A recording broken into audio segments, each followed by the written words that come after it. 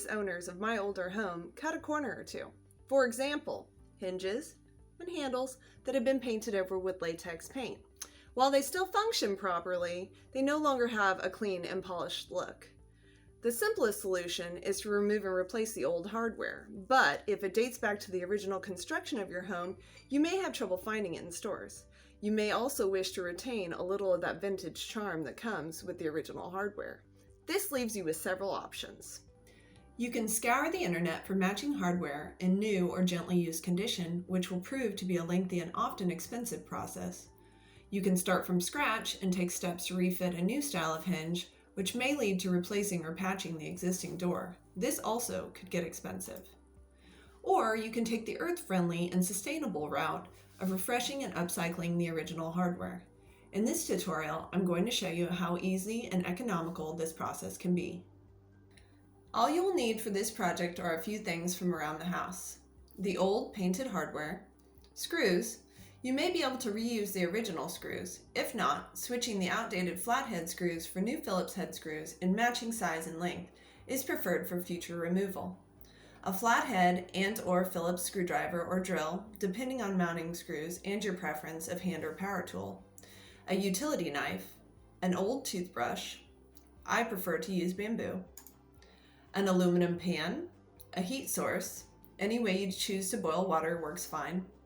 Water and a container to boil it in, work gloves, a shop rag or cleaning cloth, and natural lubricant to protect against rust.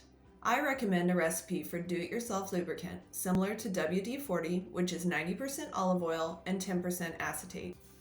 We'll start by removing the door entirely.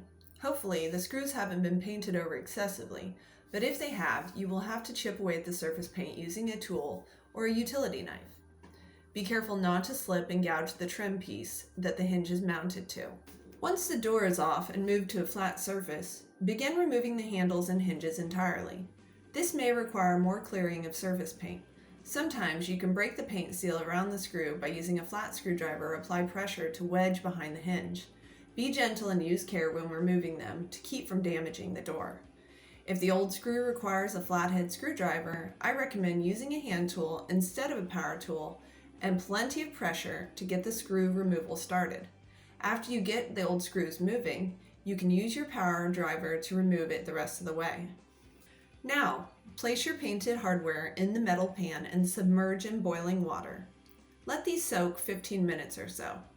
While the metal is hot, use gloves and attempt to brush away the paint with an old toothbrush.